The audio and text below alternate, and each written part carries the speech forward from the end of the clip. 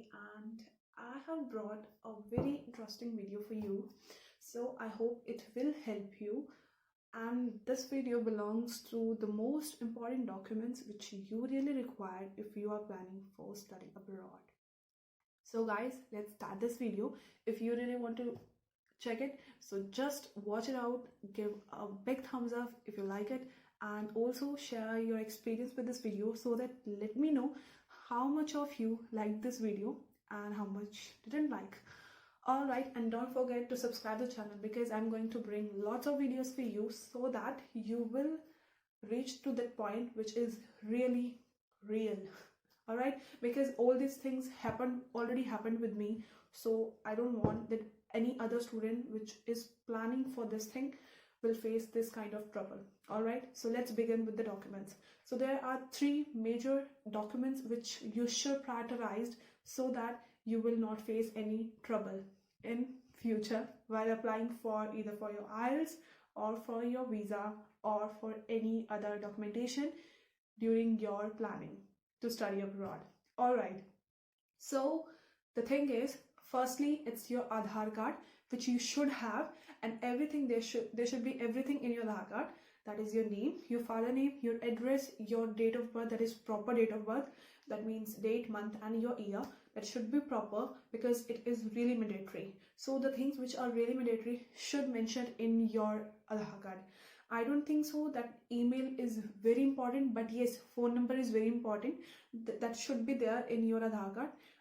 I think written form is not so mandatory, but that should be linked with your mobile number, which I think it has. Yeah, all right. So let's move to the second one, that is your passport. So second passport is very important because if you go for your exam, that is your IELTS exam, which you should have to go through, so you really need this, that is your passport. So you should apply for this if you haven't applied yet. All right guys, because passport is really mandatory. If you're gonna fly, you have to use that. If you're gonna give your test, then you should use this, that means your passport. Without passport, even you can't apply for the exam of IELTS. So it is really very important. All right, third major important thing is your PAN card. So PAN card is also very important guys, because with the help of this, it will help you out in your visa.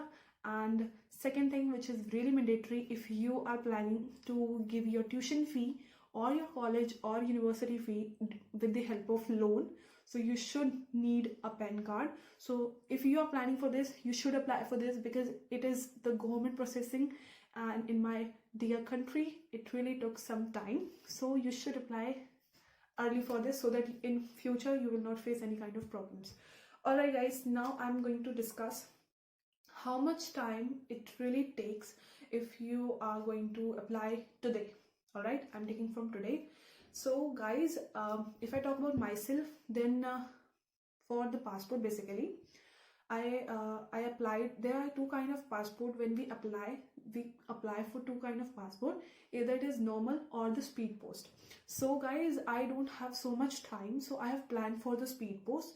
But when during the application of this, like when I was when I requested to have a passport, then I applied for the normal one because its fees is really less. It was maybe around 1,000 or 1,500 something, but the another one, that means a speed post one, is really little expensive.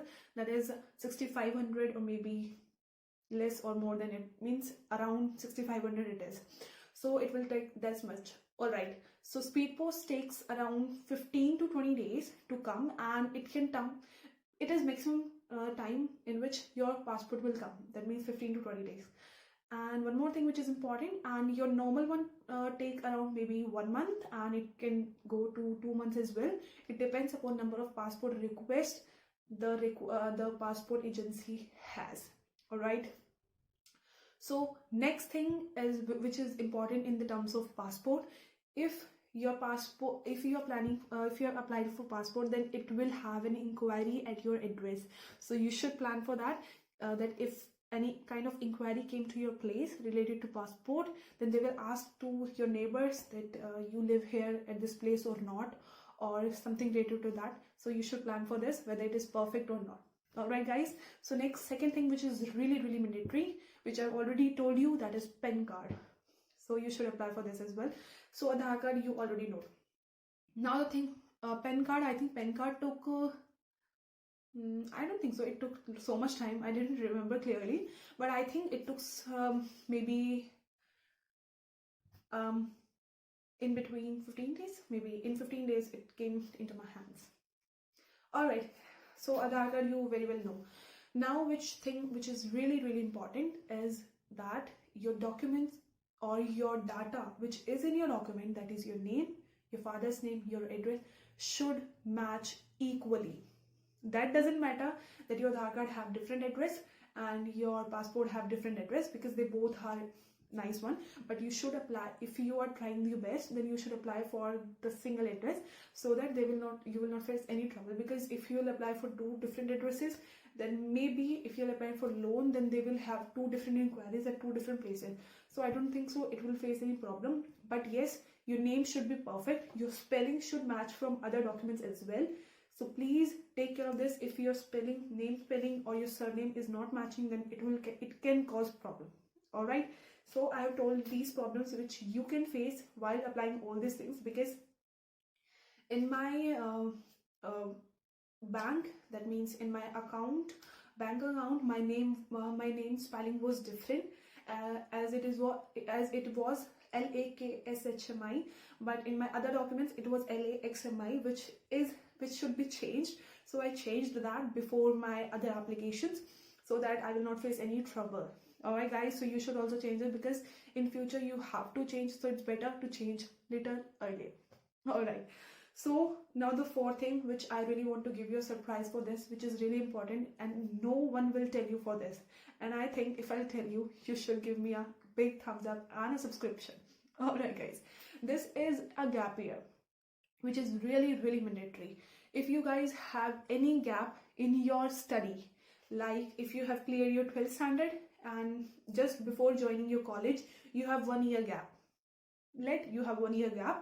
then how you will cover that? Because if you're planning for foreign study, they will ask you the question, what you were doing in this year. You can't say I was just lying on my bed and just enjoying my year. No, you can't say this. You have to give a proper solid reason which should be understandable. All right, so you have to think about this, how you can cover your gap year.